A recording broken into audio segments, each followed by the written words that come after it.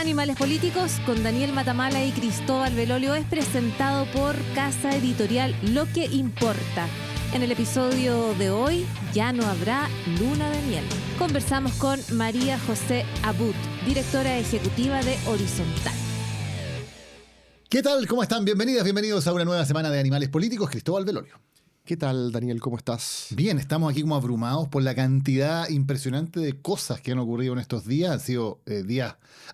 habíamos hablado mucho de todo este tema del inundar la zona, del copamiento, pero de alguna manera esto se salió de las manos y terminó convertido en una especie de boomerang en una semana que estuvo marcada por todo lo que ocurrió en torno a el alza de los combustibles, además de una serie de otros hechos relacionados con la administración de Kast, y con una caída sin precedentes tan temprano en un gobierno de la popularidad del presidente. Sí, nosotros hicimos la semana pasada, así como en las series, cuando se dice en el capítulo anterior, ¿cierto? Tratamos de distinguir entre aquellas cuestiones que Kast había prometido y que por lo tanto, te gusten o no, estaban dentro del paquete de campaña, y otras cosas que parece que se salían un poco de eso, ¿cierto? Y quizás ahí había que ver temas de derechos sociales y algunas cuestiones que él no prometió y que teníamos cierto derecho en salir a decirle por qué estás haciendo esto, ¿cierto? El caso de la gasolina no estaba, el aumento de la gasolina no estaba en el guión, no estaba en el libreto de nadie.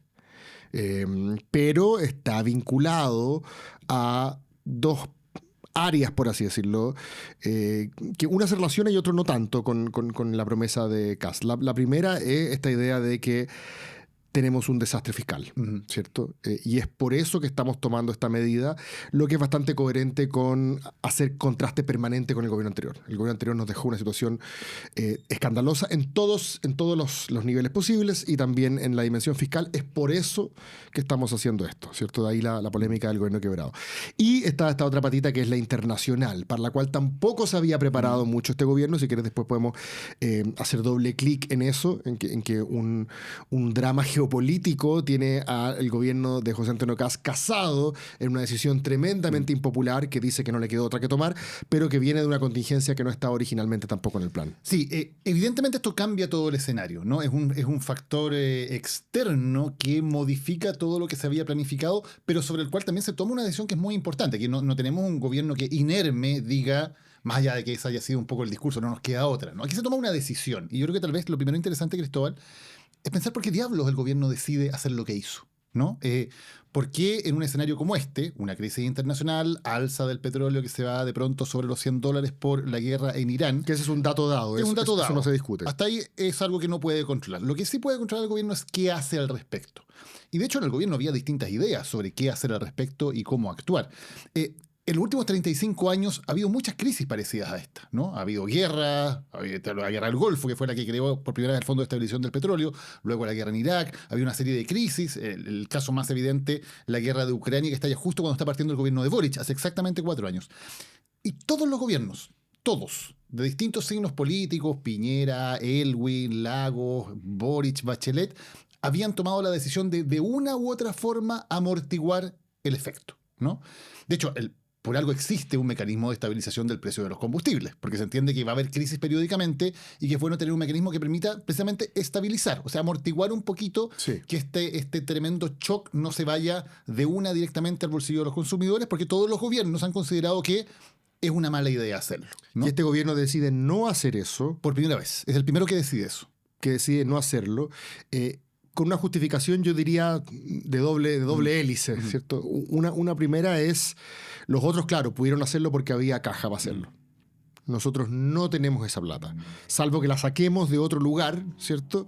Y que no sé, esto es lo que ha dicho la vocera, ¿cierto? Salvo que quieran complicar los servicios de salud, salvo que quieran complicar educación u otras áreas.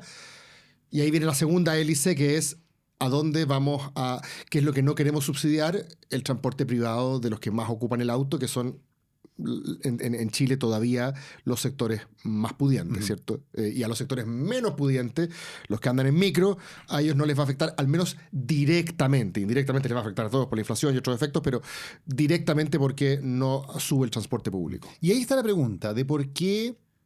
A ver, creo que hay dos maneras de decirlo. Una es pensar en el gobierno como una especie de ente racional que actúa con determinadas estrategias para conseguir determinados fines, que es una manera de analizarlo. Otra es ver un poco las personas que están acá y cuáles son los incentivos también personales. A mí me parece que es un dato importante el hecho de que aquí claramente el presidente José Antonio Kast empodera a una persona determinada, que es el ministro de Hacienda, Jorge Quirós.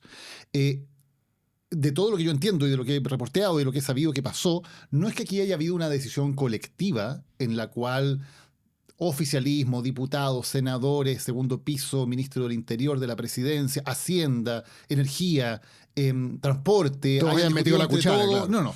Este es un tema de Hacienda, el ministro de Hacienda decide eso y eso se apoya. Porque probablemente probablemente si hubiera sido más deliberado, más debatido, otras voces habrían dicho, pero flaco, no nos vamos a comer este costo político, veamos otra alternativa, claro. ¿Cierto? Y es lo que han hecho, insisto, todos los gobiernos de la transición. Todos han buscado alguna fórmula alternativa para hacerlo. Entonces hay una primera aseveración ahí que creo que es importante detenerse un minuto en el rol de Jorge Quirós y en el empoderamiento que recibe un Jorge Quirós, porque además el presidente Kast, tal como el presidente Boric, tal como la presidenta Bachelet, tal como el presidente Elwin, si nos vamos más atrás, es un presidente que no entiende mucho de economía, no es su tema, digamos, no es algún especialista económico, no es alguien que esté metido en el detalle en los temas económicos, su carrera nunca se ha tratado de eso, ¿no? Y por lo tanto es natural que tienda a confiar en su ministro de Hacienda, a diferencia del presidente Lagos, el presidente Piñera, que sí, claramente era Piñera hacía la pega de todos los él era el ministro de Hacienda, ¿no? y de todos. Y el presidente Lagos también, era alguien que tomaban las riendas de los temas económicos, pero sabían mucho y querían estar como al detalle. Kast es más parecido a Boric o a Bachelet en ese aspecto y por lo tanto hay un ministro de Hacienda muy poderoso y que además, y esto es distintivo, no tiene experiencia ni política ni una experiencia académica demasiado relevante, más bien tiene una experiencia de ser director o ser asesor de empresas. Claro, pero él le dieron un mandato. Sí. Que es el mandato de que esta caja no siga sangrando, ¿cierto? Sí, solamente mi punto es, desde la campaña ya, porque en fondo todo lo que se hace en la campaña, la elaboración del programa de gobierno, es básicamente Quirós. Acuérdate que hablamos mucho en la campaña de que Evelyn Matei tenía esta especie de Dream Team con los mejores economistas y que gente llena de posgrado. Y que Quirós era como el quinto 10 de Colo-Colo y se tuvo que ir a Osorno, digamos, a ser titular. Y Osorno sale campeón, al final iba a la Copa Libertadores. y Osorno sale campeón, claro, exacto. Y al final quedas a cargo...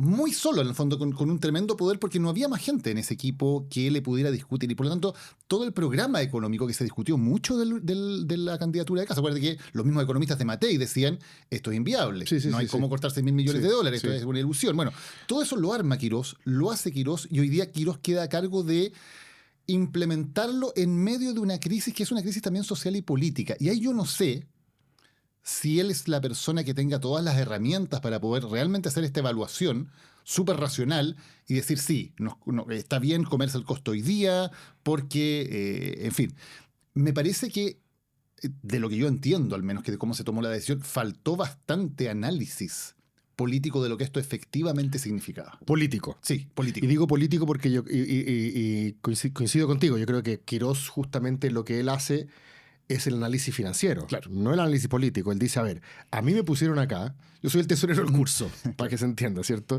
Y yo tengo que hacer que esta cuestión, ¿cierto?, no se vaya a números rojos, tengo poca plata, me dejaron, ¿cierto?, además poca plata, además del escenario, etcétera. Y perdónenme, pero yo ahora no voy a sacar plata de otro lado para subsidiar el combustible de la gente que anda en su auto particular. Así que, lo siento, traspaso ese costo, es lo más responsable. Es el concepto que más se ha ocupado ahora, ¿cierto? Yo tengo dificultad para evaluar el fondo de la medida. Escucho gente que me dice, la medida en el fondo es buena, el problema es político, como dices tú. No tengo idea si el fondo de la medida es bueno o no, porque es muy difícil disasociarnos justamente de lo político. Es que es político. O sea, en el fondo es economía política. No es que aquí alguien... O sea, no hay una medida buena o mala. Ese es mi punto. No puede decir cada medida que se tomara tenía sus pros y sus contras. Correcto. Evidentemente, hacer lo que más o menos hizo Marcel hace 4 años. Bueno, Marcel se gastó 2.500 millones de dólares en que el precio de las bencinas se amortiguara y no subiera de una vez. Claro, y esa plata, ojo, se gastó, no era plata de Marcel, digamos. No, era plata de todos nosotros. Es plata de todos nosotros, que significó también que la deuda, que ya venía creciendo, la deuda de Chile, digamos 16 años básicamente de déficit. Aumentó. Ha ido aumentando y el gobierno de Boric aumentó más o menos del 37 al 41%. O sea, ya teníamos deuda, ahora tenemos más deuda. Claro. Eso es cierto. Y Quirós dice, yo en vez de irme por el camino de la deuda, que yo sé que todos dirían, quizá ni siquiera nos habríamos enterado. En el sentido de que no se habría generado este habría pasado lo que pasó hace 4 años. Exacto, habría pasado piola, prácticamente. Que golpeó, pero mucho menos. Mucho se convirtió en el gran tema que se tomara la primera parte de la presidencia. Y Quirós dice, para eso no es lo que me llamaron. A mí me llamaron a mí no me, así como a uno no lo declararon reo por lindo, a mí no me eligieron ministro de Hacienda por simpático, ni por empático. Hay que mucha gente le está, Claro. le está como sacando en cara de que cuando transmite esto le falta como cercanía, le falta empatía, le falta ponerse en los zapatos de la gente. Le dice, a mí no me eligieron para eso. Claro. Yo soy el ministro de Hacienda, el presidente me pidió que yo le ordenara la casa en términos fiscales y eso es lo que yo voy a hacer. Y le dije que esta era la decisión más responsable y el presidente me compró. Yo creo que eso dice algo sobre la estructura del gobierno. O sea, hoy día claramente la persona más poderosa del gobierno, sin duda, es el ministro de Hacienda, ¿no? Y los demás ministros, y aquí creo que también hay algo interesante, quedan en una posición subordinada de básicamente tratar de explicar o apoyar lo que hace el ministro de Hacienda. De hecho, en el Congreso, ahí la dupla Alvarado-García, ¿no? Que es Interior y Sexpress, que son los dos hombres experimentados políticamente del gabinete, se desplegaron y salvaron un poco a Quirós. Porque cuando Quirós va al Congreso, primero se hace por decreto, ¿no? El alza del MEPCO. Y las medidas de mitigación van al Congreso. Y Quirós es muy inflexible, incluso en esa conversación en el Congreso, porque le dicen, por ejemplo, mire, usted le va, son temas bastante técnicos, pero por ejemplo, va a hacer que las otras empresas que usan diésel, que no son de transporte, paguen impuestos. Pero ¿qué pasa con las pymes? Y Quirós dice, me da lo mismo. Y dice, bueno, entonces le vamos a rechazar. Y en el último momento tienen que entrar Alvarado y García y decir, no, sí lo vamos a arreglar. Ya. Y le vamos a Ellos dar están de un bombero. caramelo a las pymes y todo. Entonces, ellos cumplen esa función. Es interesante pensar qué pasa ahí. Porque, por ejemplo, para el ministro del Interior, en el nuevo rol que tiene ahora que ya no está a cargo de la seguridad. Recordemos que antes el ministro del Interior era dual, ¿no? Era por un lado el jefe político del gobierno y el encargado de la seguridad. Lo que generaba una serie de complejidades. Claro, tenía dos pegas. Ahora es el jefe de gabinete. Hoy tiene una sola, que es jefe de gabinete.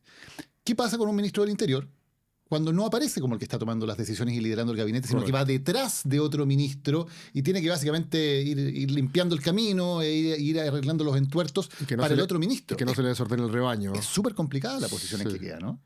Sí, yo estoy de acuerdo. Y también es una posición muy complicada que lo vimos durante toda la semana pasada, es la de la vocera, ¿cierto? Sí. Que tiene que salir a comunicar una decisión que yo no creo, bueno, de partida la decisión tú ya la explicaste, se sabe clarito de dónde viene, pero la decisión de cuál va a ser el frame, ¿cómo se dice en teoría, ¿cierto? De las comunicaciones, cuál va a ser el marco a través del cual tú vas a salir a decirle a la opinión pública, a la ciudadanía, por qué se tomó esta decisión. A mucha gente le llama la atención que este frame, este marco, fuese tan adversarial, ¿cierto? Es cierto que vamos a tomar una decisión dura e impopular, pero la culpa... ¿Cómo decirlo? Lamentablemente no tenemos aquí a Trump, ¿cierto?, para echarle la culpa directamente, a pesar de que el presidente Cast es partidario, digamos, de las acciones que ha tomado el presidente Trump, que por culpa de él estamos en esto, para decirlo de una vez. Pero la culpa es del gobierno anterior. Nos dejaron el Estado quebrado. Que es una frase que ya es como una especie de lugar común, porque se la hemos escuchado a todos, ¿no? Cada gobierno siempre es culpa del gobierno anterior. Pero la quiebra no la habíamos escuchado. Claro, pero aquí creo que además da cuenta, en el fondo, de lo poco política que es la decisión. Porque cuando tú tomas una decisión política y pones a toda la gente en el mix, digamos, también eso tiene que ver, bueno, vamos a tomar esta decisión, cómo se comunica, cómo se hace, cuáles son los pros y los contras. Aquí se vio una improvisación en cuanto a cómo comunicar, hasta dónde llevar, porque tú puedes llevar eso, evidentemente, cualquier gobierno lo va a hacer. Venimos recién asumiendo, bueno, hay espacio todavía para decir esto no es culpa nuestra. Eso tiene lógica, cualquier gobierno lo usaría. Pero ¿cómo lo haces? O sea, cuando mandas a los minuteros que te hacían los memes de campaña y los pones en la SECOM y con las cuentas oficiales del gobierno de Chile, ellos dicen, el Estado de Chile está quebrado, eso es un despropósito, pero o sea, monumental. siguieron comunicando en la lógica de la campaña, claro, ¿cierto? Como escuché por ahí a Camilo Férez, creo decir como... no entienden que de la moneda chica pasaron a la moneda grande, como que hay un registro que tuvieron rápidamente que actualizar porque les llegó un tirón de orejas de la propia Contralora, ¿cierto? Yo creo que Cast estaba esperando de que la Contralora fuese su aliada política, en el sentido de que es la que le dice a los que sacan la vuelta, ¿cierto? A los funcionarios cimarreros, a los canitros de este mundo, como les pega un pape, ¿cierto? Ahora les dijo a ellos mismos, disculpe, ¿cuáles son? Me encantó no voy a decir que me gustó algo que salió en una minuta de Contraloría, porque no digamos que el lenguaje más florido, pero fue algo así como, ¿cuáles son los presupuestos fácticos? Como decir, ¿de dónde diablos sacó esto? O Chiva, que está quebrado el Estado. Y como que se agarraron la cabeza en el gobierno y decían, en verdad es Chiva, pero estábamos acostumbrados. un poco ocupar este Claro, lenguaje igual pasado para la suena punta. fuerte, Las claro. verdades alternativas ya a esta altura están medias instaladas, entonces, ¿qué importa? Claro, y se metieron con un concepto que existe, digamos. O sea, la quiebra, el default de un Estado es un término jurídico, real. claro, Existe algo y es gravísimo para Claro. un Estado caer en ese Exacto, ámbito. cesación de pago, básicamente. Claro. Entonces, Que además es muy complicado a nivel internacional. Yo soy un tipo que está haciendo negocios con Chile de fuera y cacho que el Estado chino está quebrado. No y me además da- la ministra de Seguridad dice que su rol es restituir el Estado de Derecho. o sea, no tenemos, Flor no por el tenemos inversionista. Estado de Derecho y estamos en quiebra. No, fantástico. Estamos Por eso. campeones Entonces para entonces- traer inversiones. Pero por eso es interesante que ese tirón de orejas, por así decirlo, para cambiar el tono de campaña y dentro de respetar, ¿cierto? Dentro de ciertas reglas, como por ejemplo decir no mentir flagrantemente, es interesante que la Contralora le haya puesto el parele. Creo que algo positivo es que hay alguien que asume la responsabilidad. Internamente, al menos. se Internamente, supone. Cristian Valenzuela del segundo piso, ¿cierto? Algunos mal hablados hablan del gobierno, Cristian Valenzuela. Bueno, Cristian Valenzuela asume, ¿cierto?, la responsabilidad. Dicen, este muerto es mío. Lo que es interesante porque por eso me refería antes al rol de la vocera, que también ha sido bien discutido, ¿cierto? Déjame decir algo antes de pasar a la vocera. Yo creo que una cosa buena de esta semana es que de alguna manera se testearon límites y hubo una respuesta. ¿A Sí. qué me refiero? Este discurso de campaña se lleva al gobierno y desde el gobierno se intenta plantear algo que no solamente es falso, sino que más compromete al Estado de Chile en Sí. una cosa grave, que es algo que Milei hace todos los días, al desayuno, al almuerzo y a la cena, digamos, y de noche cuando se pone a tuitear de Pero no madrugada. tiene a nuestra Dorothy. Claro, que Trump ni hablar, digamos. O sea, es un discurso que afuera está súper normalizado, que ya da lo mismo y que el presidente o las cuentas oficiales del gobierno digan cualquier brutalidad, está lo ok, ya fue, ya pasó, Sí. ya pasaron la barrera en que había algo que hacer. En Chile se pone eso a prueba e inmediatamente hay una reacción, no solo de la Contralora, que es muy importante, incluso del mismo oficialismo. En el oficialismo Lo la reacción saca, inmediata lo baja. fue no, incluso antes, o sea, bajan la publicación porque en el propio oficialismo, cuando esto sale, que fue el martes en la noche, creo, Sí. en el propio oficialismo en el Congreso dicen, no, esto no, aquí nos pasamos de rosca. ¿No? O sea, hay una autocrítica, Sí. el propio ministro de Hacienda, Quirós, dice, yo no ocuparía esa palabra, Esa porque se da guagua cuenta de la no es mía, gravedad. sí. Entonces creo que es una muy buena cosa porque muestra que todavía en Chile, pese a toda esta idea de imitar estos modelos internacionales, hay cosas que en Chile todavía no funcionan, ¿no? Y eso me parece que es un buen test. Sí, nuestra mentalidad de capitanía general nos obliga a ser austeros en términos verbales. Todavía. Y eso creo que es algo, un patrimonio de la República. Pero por eso yo lo todavía. decía, porque se toma la decisión, se asume la responsabilidad Cristian Valenzuela, es decir, esta narrativa súper confrontacional de que el gobierno de que el Estado está en quiebra, de que viene de ahí. Entonces la vocera lo que hace es reproducir un mensaje que no salió de la CEGEGOV. O sea, no fueron ellos los que cranearon el mensaje. Claro. Ellos fueron los ejecutores del mensaje. Y eso de nuevo se nota, porque esta ha sido muy criticada la vocera, que claramente intenta más o menos estar dentro del discurso y del mensaje que se había diseñado. Por eso, ella cumple. Sin que fuera suyo. Ella en ese sentido cumple con Claro. la pega que le encomendaron, que también. que le encomendaron, ¿no? Con un lenguaje que no es el suyo y además con poca experiencia, evidentemente. O sea, nadie le va a pedir a la vocera que tenga mucha experiencia política porque no la tiene. Y cuando la nombran, me imagino que eso se pone en la balanza, decir es una persona que tiene tales y tales y tales cualidades, pero evidentemente no tiene experiencia política ni tiene peso político propio. Entonces creo que también el nivel de crítica es un poco en ese caso, me parece que exagerado. En cuanto a que yo creo que no se podía esperar que fuera una vocera que en el día 1 tuviera un discurso Sí. impecable, estuviera, porque Sí, hay gente que ya la está dando por... no, o sea, ¿para qué la nombraste si en el fondo si es evidente que su nombramiento Sí. era un riesgo en ese sentido, ¿no? Sí, y hay que... Esto es como el jugador que en la cancha a los 90 segundos de repente pierde una pelota, obviamente está nervioso, y desde fuera empiezan a pedir que lo saquen, ¿cierto? Hay que, creo que, darle un poquito de espacio. Me he acordado estos últimos días de la vocería del primer gobierno de Piñera, que fue Ena von Baer. O Claro, von Baer, dependiendo sí, cómo sí. quieran pronunciarlo, yo no sé si lo pronuncio bien. Ena von Baer venía de una trayectoria, digamos, académico-política, porque venía de Libertad y Desarrollo, ¿cierto? Pero también de la universidad, periodista, con un doctorado en ciencias políticas, pero había incursionado en la política electoral, perdió por nada una senaturía en la Araucanía, pero hizo buena pega, porque, o sea, como quedó tan cerca, Piñera la reclutó para su team de segunda vuelta, junto con Marcela Sabat y otros meo-piñeristas. Estamos hablando del año 2010, ¿cierto? Enero del 2010. Y Ena von Baer, que en esa época había tenido la misma edad de Mara Cedini, menos, de hecho, 34 años, había tenido Ena von Baer, 35 años. entra al gobierno de Piñera como vocera, también como la única mujer dándole un poco de frescura a un gabinete de señorones, ¿cierto? De amigos también del presidente, de cerca, está, no sé, por la Rulé, está Hins Peter, está Alfredo Moreno. Y Jenna von Behr tuvo que dar explicaciones los primeros meses por qué Piñera no se deshacía de su empresa, ¿te acuerdas? Claro. Claro, o sea, tenía todavía Blanco y Negro, la venta de Chilevisión se había todo el rato demorado. sus primeras vocerías eran, bueno, tuvimos el terremoto, ¿cierto? Pero me acuerdo que ella estuvo muy complicada porque tenía que dar a entender por qué el famoso fideicomiso ciego no se firmaba. Que era, primero no era culpa suya, segundo era inexplicable. Pues. Bueno, ¿Qué voy a explicar? Era como ya, si no hay nada que explicar. Pues. Por eso digo, como no es primera vez que hay como poca paciencia con una figura joven, ¿cierto? Que se instala en la vocería. Y además que la comparación con Camila Vallejo, que terminó como en perspectiva, habiendo sido una gran vocera. Incluso está la gente de derecha y dice, no, es que Camila Vallejo. Que yo creo que falta evaluar bien cómo fue la vocería de Camila Vallejo, porque fue a veces un poco intermitente, a veces aparecía, en las cuestiones más complejas de repente no estaba, pero sí era muy buena para darle un cierto marco a las cuestiones que hacía el gobierno y sobrevivió 4 años. Y sí tenía obviamente un bagaje político propio, sí. O sea, tenía un peso político propio que en este caso no existe. Y bueno, y también está el factor medio machista de que obviamente son dos mujeres, le empezamos a comparar al tiro. Yo no he visto que la gente esté comparando a, no sé, Claudio Alvarado con Álvaro Elizalde, ponte tú, como los ministros del Interior. Nadie está haciendo esa comparación. Por supuesto. Pero si hay dos mujeres, sí, ahí al tiro es ponerlas a pelear, ¿no? Y la vocería también tiene esa complicación. Pues eres la persona que tiene que estar en todos los frentes dando la cara. Entonces, hay ministros que quedan complicados. Yo creo que Jorge Quiroz queda como muy empoderado, pero también eso es un peligro, porque claramente queda como el rostro de pase lo que pase aquí, este muerto es de Quiroz, digamos.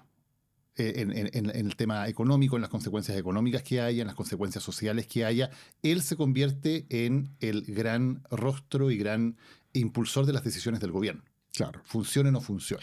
Y el resto del ecosistema político básicamente sigue esa vieja máxima que dice, si tú eres un martillo, todos los problemas son clavos. O sea, cada uno despliega el repertorio del cual está acostumbrado. Entonces, no sé, pues, Chicardini, que ahora está en el Senado y no en la Cámara de Diputados, con toda su vehemencia pide la renuncia de Quiroz. La UDI dice, bueno, para no ser menos, vamos a pedir nosotros también, no sé, reducir los diputados. Parisi, obviamente, dice, bueno, esto demuestra que cada uno busca de qué manera poder sacar provecho de esta situación. Yo creo que el gran ganador hasta ahora, Franco Parisi. O sea, yo creo que si repetimos las elecciones hoy día sale Parisi. Sí. Que además empalma muy bien con la cultura del auto. Por supuesto. O sea, imagínate, como ese electorado un poquito que uno podría decir es medio líquido, que está chato del frente amplismo, dice aquí el problema es que tiene que haber mano dura y alguien que además haga crecer la economía, que ponga lucas, etcétera. Que se fue para el lado de Kast. Sí. Gran parte de ese mundo probablemente está bastante desencantado. Es cosa de los resultados de las encuestas, que son bien demoledores. ¿Puedes como refrescar un poco la memoria en eso? A ver, de las últimas. Sí, lo que muestran todas las encuestas es que ya el rechazo supera la aprobación en el caso de Kast, que es lo que a veces suele usarse como el final de la luna de miel, ¿no? Cuando ya es más gente la que te rechaza que la que te aprueba, uno dice ya, se acabó la luna de miel del gobierno. Que en el caso de Bachelet demoró como 30 semanas, en el caso de Piñera 2 demoró también como 30 semanas hasta Catrillanca, ese fue el momento en que se produjo el quiebre. Boric, lo sabemos, fue súper rápido, a las 5 semanas, entiendo que según la Academ, se produce el cambio que tiene que ver con cuando Boric también... bolsillo, cuando dice que no va a apoyar el quinto retiro. Sí. Y a eso le pega el bolsillo a la gente y pum, sube la desaprobación. Y el caso de Kast duró 2 semanas. La luna de miel. Duró menos que un martes de pololeo, dijeron por ahí. Duró menos que un martes de pololeo. Entonces, y además, porque no solamente ha bajado bastante la aprobación, la Academ, por ejemplo, lo tenía en 57%, lo tiene en 41%. ¿Ya? O sea, perdiste 16 puntos de aprobación y otras encuestas andan por ahí. Y además el rechazo es muy alto. Hay muy poca gente hoy día que todavía dice, bueno, démosle tiempo, ni apruebo ni desapruebo. No, la gente o se mantiene fiel, que es un porcentaje que ha caído, dependiendo de la encuesta que mires, 15, 20 puntos, o dice, ya de entrada lo rechazo. Ya, y esta es la parte que me interesa, creo que es el fondo del asunto.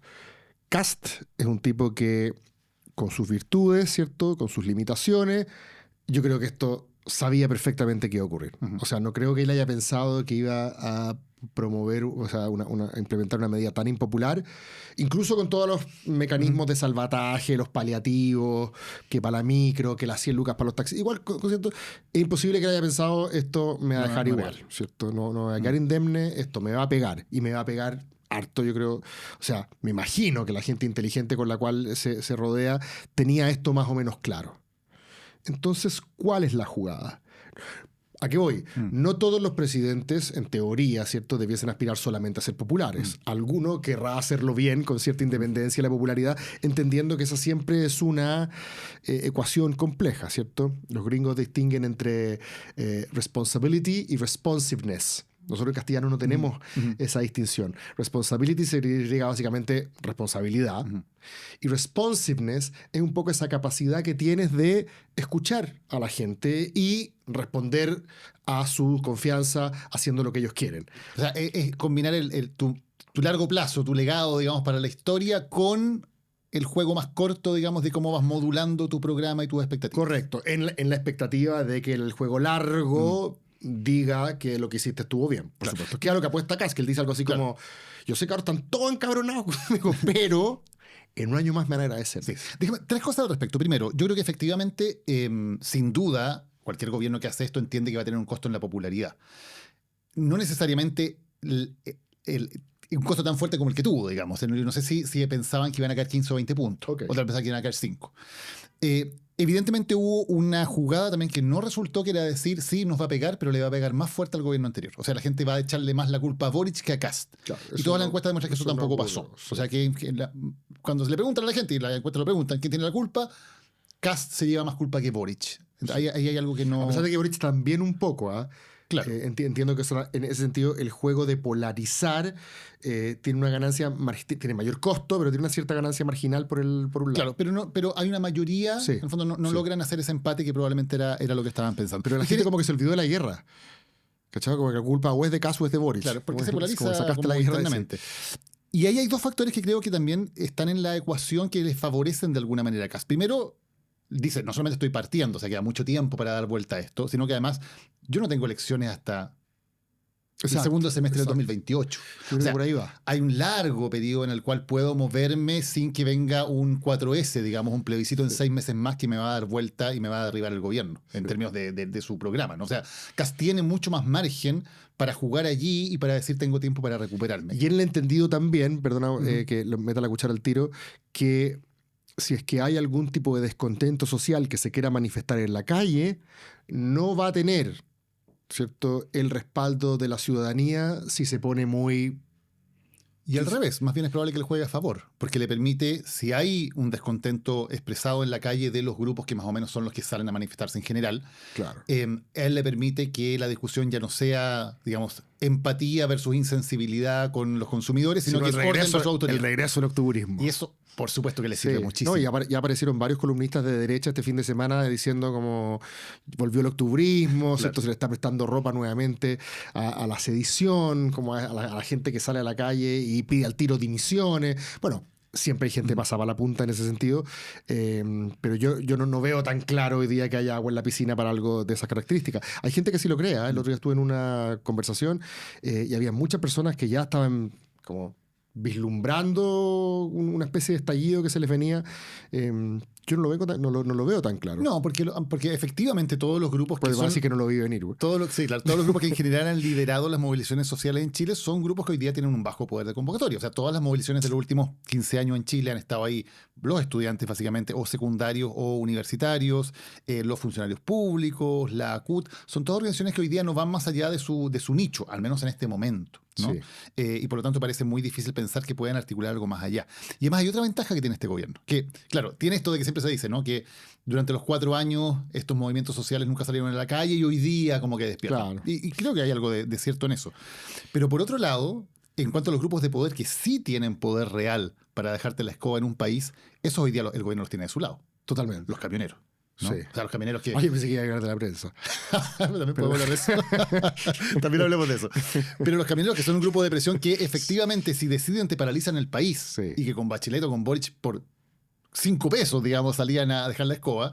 Hoy día Tan son un curiosamente modelo de responsabilidad sí. institucional y dicen que aquí lo importante es resguardar la cadena de suministro porque es nuestra responsabilidad con los chilenos, y tienen un discurso que a uno le dan ganas de cantar el himno nacional con ellos de la emoción de escucharlo. Entonces, Están todos terapiados. totalmente. Entonces, Los micros. ahí tienes también un factor Los- que te da, los te da camioneros. mucho más margen, porque sabes que puedes tomar estas medidas sin que inmediatamente tengas un problema mayor como el que, por ejemplo, tuvo Bachelet con los camioneros. Bueno, ¿te parece que cerremos esta primera parte y hagamos ingreso de nuestra invitada? No me parece, porque nos falta un tema, Cristóbal nos falta? Velorio. Faltan 2 temas todavía. ¿Qué- Perdona qué- que qué nos falta? me alargue. Uno es lo de Bachelet, po. ¿Qué pasó con quién es Que uno de los grandes temas también de esta semana es que el gobierno decidió no respaldar la candidatura de Michelle Bachelet a las Naciones Unidas. Ay, que eso fue el mismo día, po. Claro, pues. Y yo creo con su qué. Por supuesto, pues, sale esto y al otro día es como, bueno, y a propósito, no solamente va a la Unión Liberal, sale la historia de Chile, a propósito, Bachelet no va. Ah, y eso Ya. yo creo que es interesante porque habla un poco de esta dinámica de consolidar tu lote propio. Si ya estás generando un descontento generalizado, volver a recordarle a los tuyos que por más que les enoje el aumento de la benzina, lo importante es seguir estando contra los del frente. Claro, y y los que- del frente son los de Bachelet. Los de Bachelet. Entonces, ahí también creo que también marca una forma, tú lo decías, adversarial, de alguna manera, de entender este arranque del gobierno, que era una duda que legítimamente teníamos. El cast que empieza a gobernar va a ser más bien el discurso de la noche de su triunfo, que fue un cast Conciliador. tremendamente conciliador, o va a ser más bien el de los últimos días previos al cambio de mando, cuando rompe relaciones con Boric, etc. Y hasta ahora hemos tenido el segundo, ¿no? Un cast más de campaña. Sí. Y lo que hace en el caso de Bachelet, que es un tema que tal vez no genere tanto impacto en la opinión pública, por supuesto, porque es más de élite y todo, pero sí marca una gran brecha. Es decir, yo aquí sigo pensando un poquito esto desde la perspectiva más de política interna de ellos contra nosotros. Sí, eso me parece que es más o menos. Y el guión de Estamos en Quiebre y todo Claro. va un poco en esa línea. Y me parece que entendería el gobierno de Kast que cierra el tema con esto, pero lo interesante que pasa después es que Bachelet dice voy a seguir igual. Y los gobiernos de Brasil y México, que son los 2 países más grandes de América Latina y muy importantes para Chile, y nosotros seguimos apoyando a Bachelet. Y Turquía también está apoyando, ¿no? Hay apoyos distintos Ok. en el mundo, digamos, pero dentro de América Latina, Sí, los 2 sí. países más grandes, Que roncan, sí. y eso genera un escenario que es complejo, porque si Bachelet, si agarrara vuelo su candidatura, que no sabemos, es muy difícil, puede haber un veto de Trump, etc. Pero si agarrara vuelo y pareciera que es viable, Chile quedaría en una posición súper difícil, po. Sí. De tener una candidata que es nuestra, pero que nosotros no la apoyamos y que sí lo apoyan los países más grandes de América Latina. Entonces también ahí, por hacer una jugada más bien interna, está corriendo un riesgo más bien en su percepción más de largo plazo, como un estadista, como alguien que pensaba en el bien de Chile, más allá Sí. de esta trifulca. Bueno, yo creo que es interesante cómo las contingencias internacionales han tratado de ser domesticadas por Kast en el sentido de hacerlas domésticas. Ujú. Tenemos el problema del alza en el precio del petróleo, que es una crisis internacional. ¿Cómo la domesticas? Echándole la culpa al gobierno anterior. Tenemos esta posición expectante de Michelle Bachelet como candidata a secretaria general de Naciones Unidas. ¿Cómo domesticamos este problema? ¿Cierto? Generando nuevamente el contraste entre ellos y nosotros de acá, De hecho, el digamos. presidente que hace la justificación incluso habla del tema de los haitianos que llegaron Sí, con el gobierno exacto, de Bachelet. O sea, se mete exacto. en esa como Sí. discusión bien. Bueno, es en lo que anterior. hablamos también la semana anterior, los problemas en el campo internacional, ¿cierto? Y no me quiero ni siquiera meter en el de colonia de dignidad, que es otro problema desde el punto de vista internacional que ya está generando en Alemania. No digamos que la gente lo está conversando en las calles en Berlín, digamos, pero el gobierno alemán dice como, ¿pero en qué quedamos, cierto? O sea, está en el mundo quedando la sensación de que este gobernante, con todo el esfuerzo que hizo para no ser tildado de ultraderecha, ¿cierto? Bueno, parece que está gobernando de una forma bastante disruptiva desde ese punto de vista. Y ahí lo último, solamente para cerrar esta parte, Cristóbal. Y ahí también tienen las señales que se han dado en los últimos días, especialmente por Poduje, ¿no? Que de alguna manera entra en el modo sin filtro, ¿no? Entra en este modo muy, muy adversarial para hacer una serie de anuncios que todos. La justificación básica es no hay plata, por cierto, pero todos tienen su, qué sé yo, más bien ideológico. O sea, primero dice, se acaba la ciclovía, se acaba el proyecto, digamos, de extender la ciclovía de la Alameda. Y dice, bueno, si Orrego no se hubiera gastado la plata en sus amigos de las fundaciones, teníamos plata para hacer eso. O sea, patada a las canillas al tiro. Lo de Colonia Dignidad, tú ya lo mencionabas. El otro proyecto que suspende, fíjate que es algo que probablemente a nivel nacional no se entiende mucho, pero es el proyecto de expropiación del hipódromo en Punta Arenas. Y tú dirás, ok, para Gabriel Boric, ese era su proyecto, pero cada vez que iba a Punta Arenas, el presidente hablaba de ese proyecto. Era algo súper importante para él, por la situación en su ciudad. Entonces, todos son proyectos que, más allá del tema económico, están diseñados un poco para pegar en las canillas y para armar esta batalla. Y es esta delgada línea entre las prioridades del gobierno de emergencia, seguridad y economía, ¿cierto? Y la batalla cultural. ¿Cuántas de estas cuestiones, lo conversamos de hecho hace 2 semanas o una semana atrás, el retiro de los proyectos de materia medioambiental? Hay que leerlo como el cumplimiento de sus promesas en materia económica, reactivar la economía como sea a una costa de los arbolitos y las arañas, o hay que verla más desde el punto de vista de que el ecologismo, el feminismo, el indigenismo son los enemigos de la civilización occidental, como lo ha dicho Milei, dando la batalla cultural. Bueno, ¿en qué clave hay que leerla? ¿Cierto? ¿Dónde va el presidente ayer? En su primer fin de semana después de todo esto. El domingo tiene que ¿dónde va? Concierto de Silvio Rodríguez. Claro, ¿cachai? O sea, va el presidente Kast, va al Champion de Chile, al rodeo, claro, donde obviamente es ovacionado, tal como cuando el presidente Boric iba a un concierto de Silvio Rodríguez, te vería el estadio abajo, pues lógico, vaya a buscar a empoderar a tu gente. Y la primera dama cantó Si vas para Chile, ¿no? Si vas para Chile, bueno, una canción, una tonada tradicional. Sí, bueno, ahí está la duda, ¿cierto? Se dijo que no se daba la batalla cultural en la dimensión legislativa, pero nadie dijo que no iban a existir estos símbolos. Ya, vamos a la segunda parte del programa. Antes de seguir con Animales Políticos, una invitación. Hazte socio de la comunidad Lo que Importa. Ya está funcionando nuestra comunidad. La semana pasada llegaron los primeros newsletters exclusivos para quienes se han inscrito.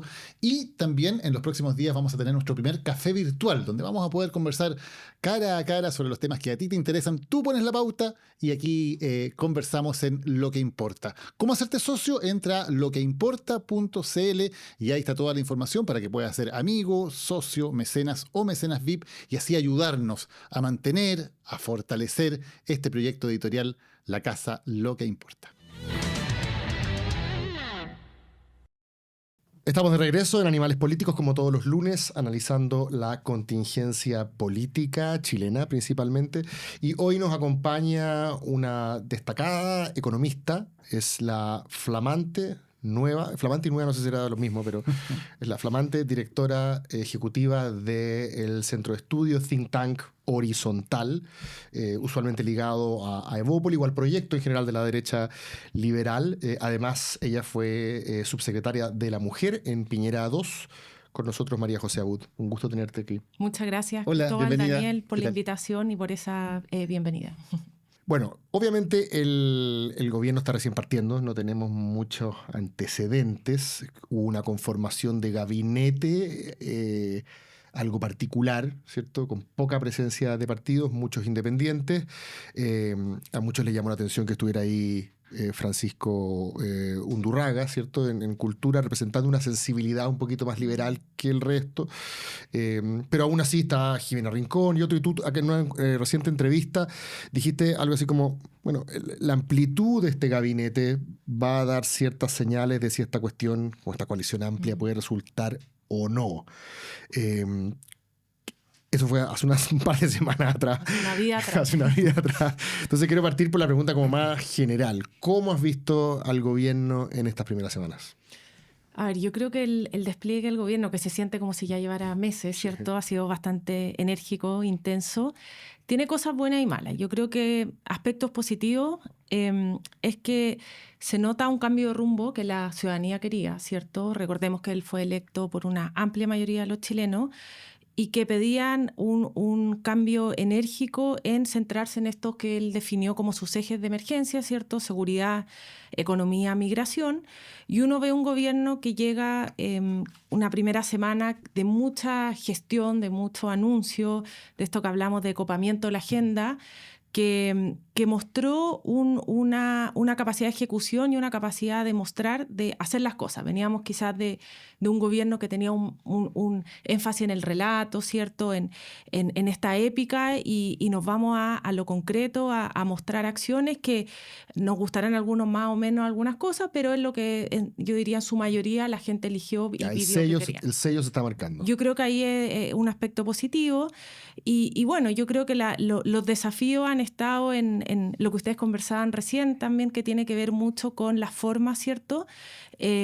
Por ejemplo, lo vimos en esto del MEPCO, que bastante discutible la gradualidad, ¿cierto? El acompañamiento de los hogares de una medida que había que hacer de alguna otra forma. Entonces yo creo que la mayor dificultad del gobierno ha estado en el estilo que quiere imponer y salir de esta lógica de campaña, ¿cierto? De que lo vimos con el estamos en quiebra, que al final debiera ir dándose un ajuste natural, de ir entendiendo que gobernar es muy distinto a estar sin filtro, ¿cierto? En estar en una campaña y que requiere cierta responsabilidad del lenguaje y de cierta forma de comunicar que es distinta. ¿Te pareció muy sin filtro estas primeras semanas o esta comunicación? No, yo diría que el gran... En general yo creo que no. Yo creo que también dentro del gobierno hay personajes con una tremenda experiencia política. Vemos la dupla política, ¿cierto? Que es del corazón de Chile Vamos y que tienen un manejo que vienen de vuelta ya en el tema político, pero quizá el gran tema de la semana fue el estado en quiebra, que uno esperaría que haya sido una alerta de decir acá tenemos que regular la forma, ¿cierto? Y con mensajes precisos y cuidar el Estado, ¿cierto? Y nuestra tradición republicana al final en lo que es la SECOM y cómo comunicamos. Claro, porque tú destacas, y lo mismo que decíamos nosotros, ¿no? Que aquí hay dos figuras políticas de mucha experiencia, como son Claudio Alvarado en Interior y José García en las Express, pero el resto del gabinete tiene otras lógicas. O sea, es un gabinete que prácticamente no tiene militantes de partidos políticos, muy pocos, que son básicamente independientes, que tiene gente con poca experiencia en materia de políticas públicas. ¿Cómo ves eso? Esa conformación de un gabinete que más bien apuesta a gente que es de la confianza del presidente, pero que no es un gabinete de tanto tonelaje político en general, más allá de estas excepciones.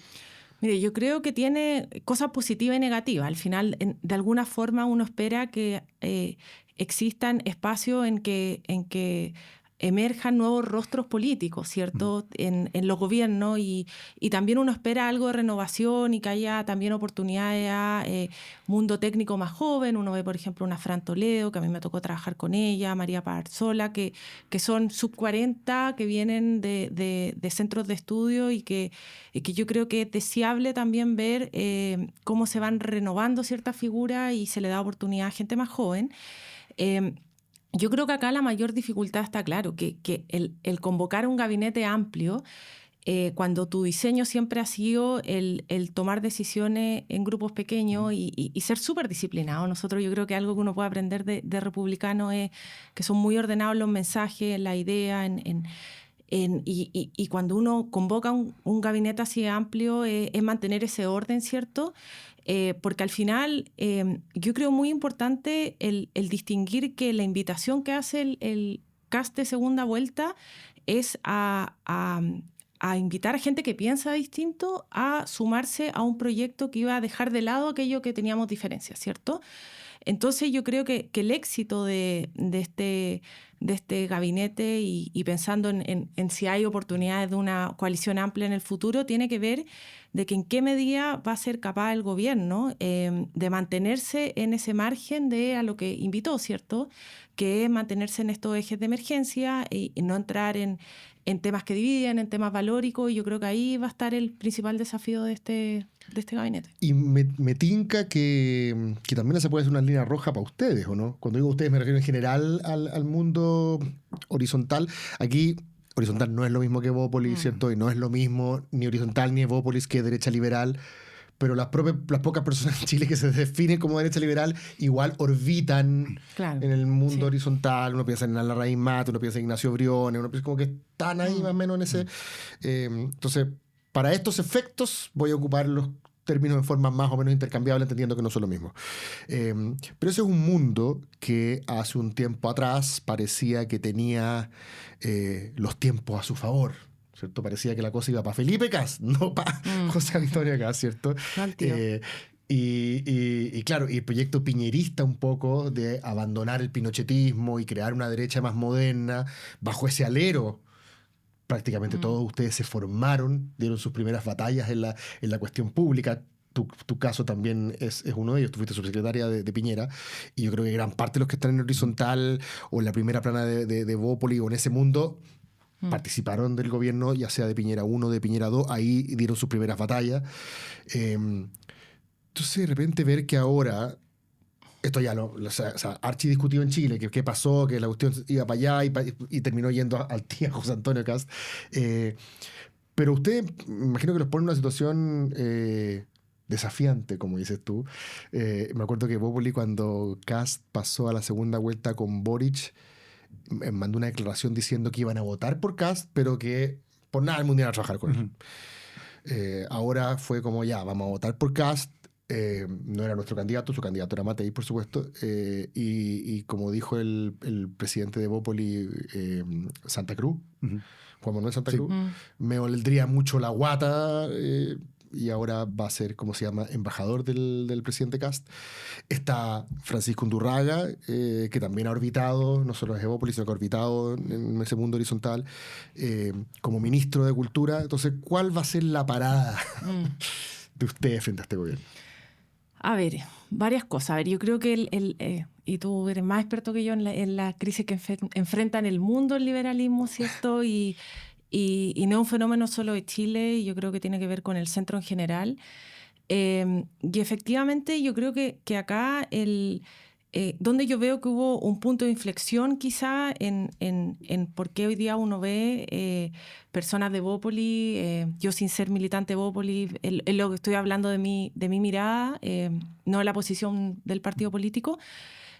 Yo creo que es la invitación que hace Kast en este Kast de segunda vuelta, que a muchos nos sorprendió, ¿cierto?, que era otro tono, y que él, yo creo que en la medida que invita hasta amarillos demócratas, ¿cierto?, a ser parte de esta coalición, efectivamente el Bópoli que haya un poco al medio, por ponerlo así, creo que lo que corresponde y el sentido también de responsabilidad es sumarse a este proyecto amplio y ser parte.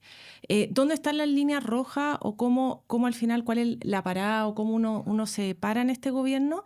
Yo creo que acá lo importante es ser una voz independiente, y hablo del rol de horizontal, que busca que al gobierno le vaya bien, ¿cierto? Que queremos que este gobierno logre los objetivos por el cual fue electo, que tienen que ver con materias que yo diría que compartimos bastante, ¿cierto? Que es una vocación de volver a crecer, de reactivar la inversión, de hacernos cargo con un crecimiento que sea sostenible, ¿cierto? Cuidando el medio ambiente y que tenga una vocación de hacernos cargo de los desafíos sociales, de resolver el tema de seguridad y en la medida que esa convocatoria, ¿cierto?, de lograr estos objetivos buscando acuerdo, el diálogo y los puntos de encuentro se vaya cumpliendo, es que el proyecto liberal tiene cabida. ¿Y cuáles son las líneas rojas? Obviamente es retroceder en materias que lo vimos en ese Kast quizás del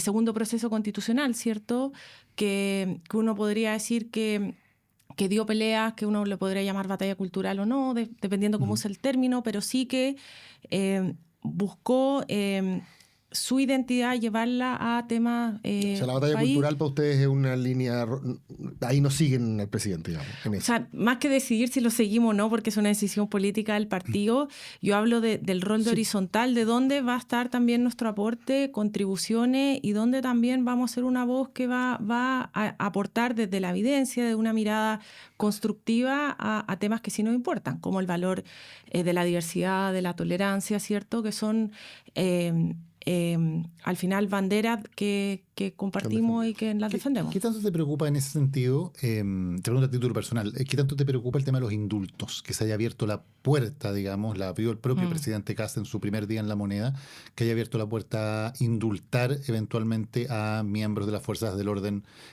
involucrados en, bueno, se ha hablado también del tema de Punta Peuco y derechos humanos, pero también involucrados en la represión del estallido. A ver, lo primero es que el tema indulto es una facultad exclusiva del presidente y dentro del marco de las facultades que tiene es correcto, pero yo creo que justamente ese es un ejemplo y un caso de entrar a terreno y materias que al final también me parece que es poco estratégico y ensució y entorpeció su instalación, ¿cierto?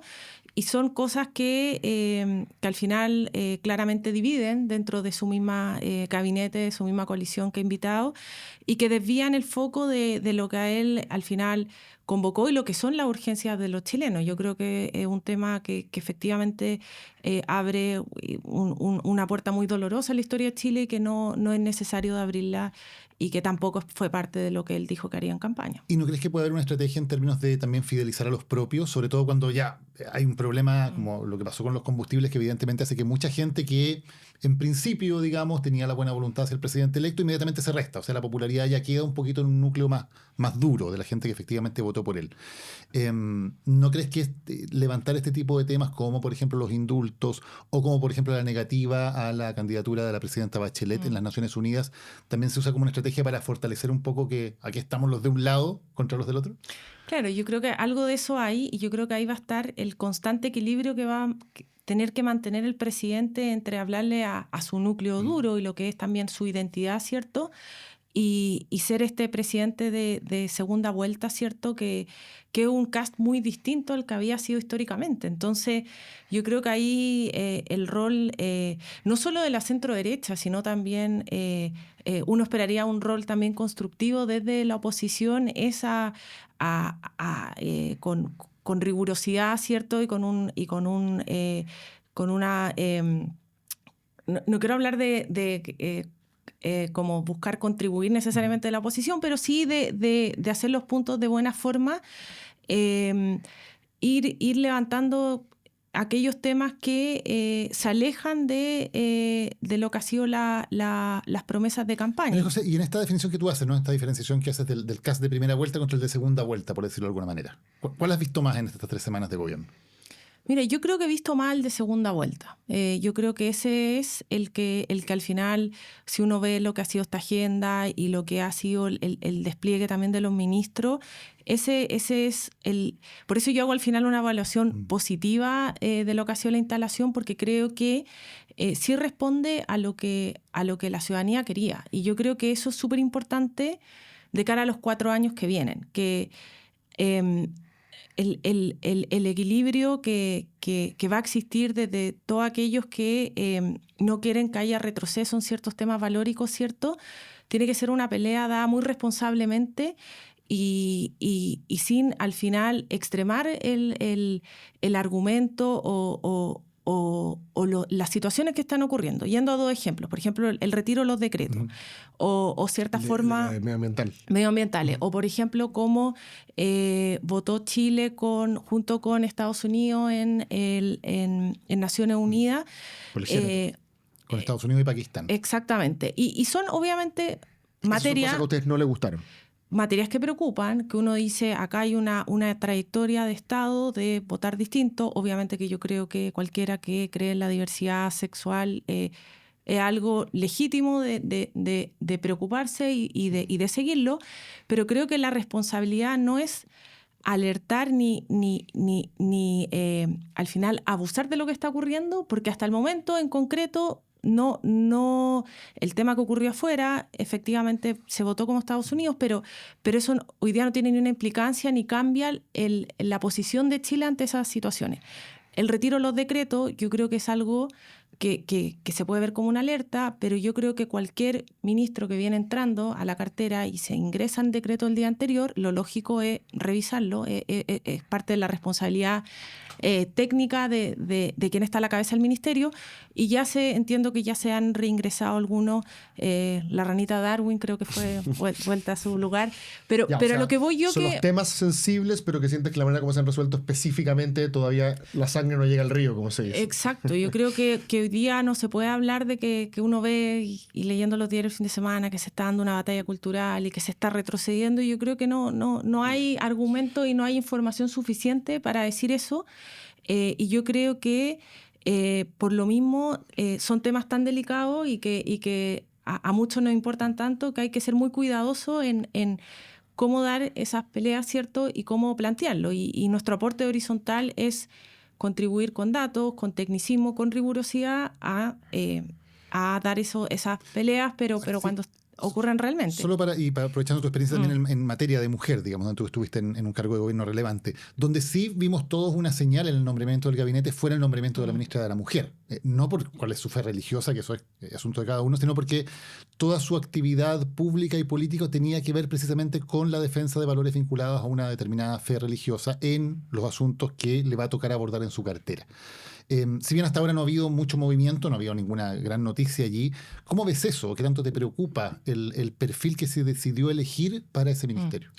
Mira, más allá del perfil, que la fe que profese, y yo creo que somos debemos ser una sociedad tolerante, a mí eso no me preocupa. Yo creo que acá las alertas tienen que estar en que una agenda que ha costado mucho, que tenga un lugar importante en el Estado y que ha sido un trabajo transversal desde la creación del CERNAM, ¿cierto?, en los 90, y que obviamente con los cambios de gobierno hay distintos matices y distintos énfasis, ¿cierto? Y quizás entre derecha e izquierda lo más evidente son los temas en torno al aborto, por ejemplo, pero la agenda mujer no se limita a eso. La agenda del Ministerio de la Mujer tiene un foco importante en violencia contra la mujer, tiene un foco en creación de empleo, y yo creo que acá lo que uno espera, yo creo que ahí es importante que la ministra cumpla con las expectativas, y el mandato también que tiene, por cierto, el ministerio es tener desplegada una agenda que se haga cargo de las urgencias de las mujeres. Y yo creo que ahí algo que nosotros concretamente estamos monitoreando y que nos importa y que estamos incidiendo y que vamos a seguir insistiendo es por ejemplo, el tema Sala Cuna, ¿cierto? Que fue una promesa de campaña, que fue un gran ausente quizás del desafío de estos 90 días, que justamente hoy día se vencía el plazo para presentar indicaciones a un proyecto de ley que viene del presidente Piñera II, que le presentó... el que se iba a aprobar ahora, patrocinado esta vez por Boric, y la UDI no quiso darle la victoria al presidente. Mira, yo no diría que la UDI específicamente no quiso, porque no fue la culpa de una persona ni un partido específico, pero sí que a mí me tocó participar. Yo estuve asesorando técnicamente a Felipe Kast en ese acuerdo que se buscó. Es que estábamos muy cerca de alcanzar un acuerdo, y es un proyecto que efectivamente viene de Piñera II, que le presenta 2 veces indicaciones el presidente Boric, y que uno esperaría que este gobierno construya sobre eso, que no es que estuviéramos a punto de votarlo, íbamos a aprobarlo y faltó la UDI, el proyecto creo que es primer trámite constitucional, es decir, falta harto por recorrer, pero efectivamente en diciembre y enero se avanzó bastante en alcanzar un acuerdo técnico, y yo creo que ahí es un ejemplo concreto de algo más allá de hablar de la figura de la ministra y de lo que ella hace o no. ¿Los republicanos y la ministra están de acuerdo con el contenido de ese acuerdo? Eso es lo que todavía no tenemos una postura concreta del Ejecutivo sobre ese proyecto. Y sí hemos visto a distintas autoridades, al ministro del Trabajo, al ministro Secpré, ¿cierto? Decir que ellos van a tener una propuesta a Sala Cuna y que va a haber un proyecto de ley, porque fue una promesa de campaña y algo muy anhelado también por las mujeres, y tiene mucho que ver con las prioridades del gobierno. Al final, Sala Cuna quizás es la principal barrera hoy día para el empleo formal de la mujer, y aprobarlo implicaría que miles de mujeres puedan entrar al empleo formal. Entonces, el gran argumento del gobierno ha sido que el proyecto hoy día no tiene un financiamiento, y que quieren esperar a que exista los fondos estatales para aprobarse a la CUNE. Yo creo que ahí es un tema técnico que al menos yo tengo diferencia en la postura, porque a mí me ha tocado estudiar el proyecto y efectivamente se crea un fondo Salacuna, se aumenta una cotización del empleador que es bajísima, 0,2%, y el aporte estatal es bastante bajo. Entonces, ese es el tipo de cosas que uno dice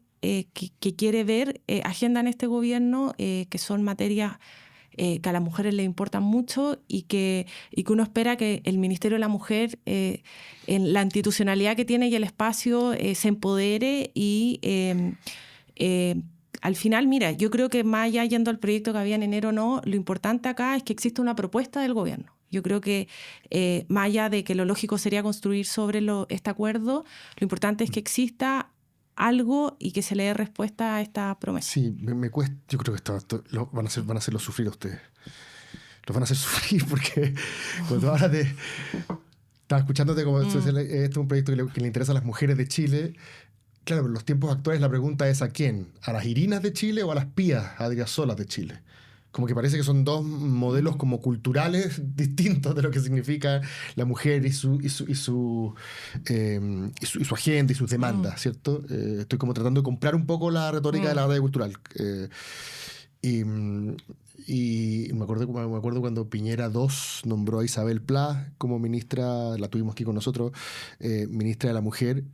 Isabel Pla, siendo UDI, daba una imagen de una cierta derecha, incluso, no sé si liberal es la palabra, pero daba la sensación de que no era una representante, digamos, del sector más pacato, ni mucho menos. Pero aún así, el feminismo que venía recién de Bachelet II, de haber aprobado el aborto en 3 causales, dijo, Claro, lo castigó harto. Isabel Pla está en contra del aborto en 3 causales, o sea, ya es como lo básico, lo mínimo. O sea, Isabel Pla al lado de ¿cómo se llama la? Judith Marín. Isabel Pla es Gladys Marín al lado de Judith Marín, ¿cachai? O sea, ¿cómo no? Esta cuestión la hablamos también en nuestro programa, así también me acusaban de ingenuo, me decían cómo Belolio cree que este gobierno no va a dar la batalla cultural. Es obvio que no se va a quedar en la pura emergencia porque todo el día van a estar pasando cosas en las distintas reparticiones, en educación, en cultura, hasta en... Una votación en las Naciones Unidas, digamos, la OEA, claro. Que nadie tenía o mañana el instructivo en salud, o sea, donde puedan van a meterlo porque... Como decía un colega mío, es la fábula del escorpión y la rana, ¿cierto? El escorpión no puede traicionar su naturaleza, ¿cierto? O, como se tradujo en chileno, ¿para qué me invitan? Si saben cómo. Si saben cómo me pongo. Tal cual. Y ustedes me eligieron para esto. O sea, es como decirle a Poduje el día que no vaya a los campamentos. ¿Para qué? Si lo eligieron, los elegimos para esto. Entonces, es cierto, yo estoy de acuerdo contigo. Lo eligieron por la emergencia. Y el mundo, llamémosle, el ecosistema que rodea horizontal, suscribe que el país necesitaba un cambio, especialmente en materia de seguridad y economía. Pero parece que por añadido es inevitable que estén permanentemente sufriendo por estas cuestiones que se van a dar en la dimensión de la llamada batalla cultural. Eso me parece que es como... Y el problema es que no tienen a dónde irse. Como que estoy haciendo un psicoanálisis del... Es que yo creo que es inevitable. Que no te gusta. Aparte de pedirle al pobre Pancho Undurraga que renuncie a los 9 palos de ese ministro. O sea, ¿para dónde te vas? No, mire, yo creo varias cosas. A ver, primero, yo comparto que el tema de la batalla cultural no muchas veces se entendía como si el presidente iba a presentar un proyecto de ley contra el aborto, no. Y yo creo que la batalla cultural al final es parte del quehacer del Estado, por decirlo así. Claro, o sea, todos los días en todas las carteras te van a tocar tomar decisiones. La ciclovía, por ejemplo, ¿qué tienen que ver con...? Se culturalizó estos días, como Pudujes porque prefieren los autos y las ciclovías de izquierda. Claro, pero yendo a ese mismo ejemplo, yo creo que acá es súper importante distinguir entre lo que es la identidad, el perfil o como queramos llamarlo del gobierno, es decir, el perfil de la primera dama, que puede ser muy distinto a muchas mujeres de Chile, ¿cierto? Y a otras representarla muy bien, no necesariamente porque ella sea una figura conservadora, católica, tradicional, significa que el gobierno está dando una batalla cultural, que para mí eso sería entrar al plano de retroceder en cierta materia o imponer tu identidad al resto de los chilenos. Entonces, yo, por ejemplo, veo la figura de la primera dama, yo digo... Yo como liberal considero que es legítimo que si la señora de cualquier presidente, y hay una tradición republicana, quiere tener un rol activo y quiere en el casino servir la comida y quiere cantar en el rodeo, y es su forma de contribuir y los chilenos sintonizan con eso, maravilloso y al final es la libertad de cada uno en lo que quiere ser o no. Lo que no puede ocurrir es que las dificultades de la mujer, los desafíos y la agenda mujer se limiten solamente al rol de la primera dama y que, como decía antes, el estilo del gobierno lleve a retrocesos en materias culturales o temas que son importantes para la ciudadanía. Y ahí, para hacer el último punto, el tema de las ciclovías, por ejemplo. Yo creo que ahí la oposición también tiene un rol fundamental en abordar este tema con seriedad y no exagerar cualquier definición que tome el gobierno, que no necesariamente una batalla cultural. Yo creo que el tema de la ciclovía, quizás, claro, es una decisión que quizás el presidente Boric claramente no hubiera tomado, quizás lo hubiera hecho el presidente Piñera, pero siento que en este minuto estamos mirando al gobierno con una lupa y cualquier detalle, cualquier materia es una batalla cultural. Y yo creo que eso es peligroso porque lo que no puede pasar son dos cosas. Uno, que desdibujemos lo que es la batalla cultural, ¿cierto? Que se desinforme sobre lo que realmente es un retroceso y lo que no.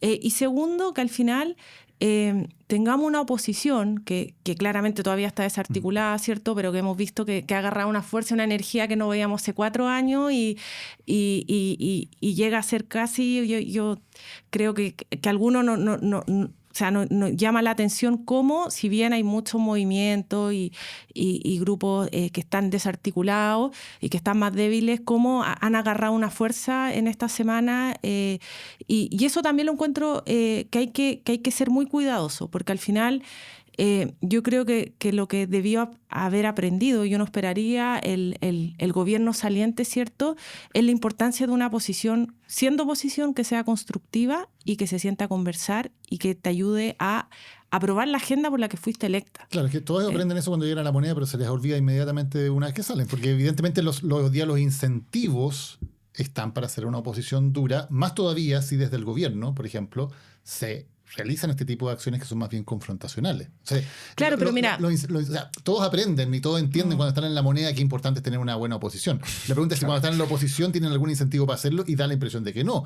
Porque hasta ahora les ha ido muy bien a quienes han hecho oposición dura. O sea, al Frente Amplio le fue muy bien haciéndole la vía cuadritos al presidente Piñera, porque ni más ni menos que le llegó el poder a ellos. Y acá les fue extraordinario siendo una oposición así de dura contra Boric, porque bueno, hoy día están ellos en la moneda. O sea, ¿qué incentivo tiene alguien hoy día para decir, no, mira, aquí vamos a pensar en el bien del país y realmente tenemos que estar por encima de las peleas políticas? ¿Para qué? Si va a llegar alguien por tu izquierda, en este caso, antes era por la derecha, o por el lado de París, o por cualquier lado a esta altura, y va a decir, no, pues nosotros somos los que vamos a ganar la pelea dura y el premio nos lo vamos a llevar nosotros.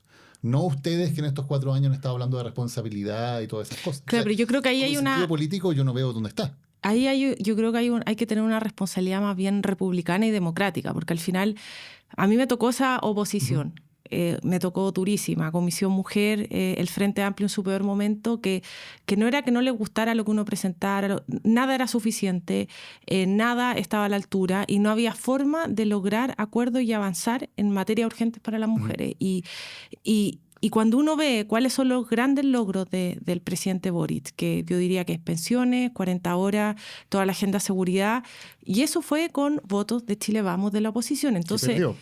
que perdió y que salió quinta, básicamente. Claro. O sea, entonces, efectivamente... Y con responsabilidad republicana apoyó la reforma de pensiones y la gente de derecha le estiró la cadena. Que son traidores, que son amarillos, claro, que son cobardes. Yo me estoy poniendo en el caso de la alcaldía, pero yo pienso, digamos, igual que tú. Pero ahí uno deberíamos tender a a salir de al final juego suma cero, porque al final acá los que pierden son las personas al final del día. Y si uno piensa, efectivamente no están los incentivos, ¿cierto? Pero yo creo que estamos ya alcanzando ciertos puntos de inflexión que todos sabemos a qué lugares que no queremos volver nos lleva cuando extremamos los argumentos, comienza la violencia callejera.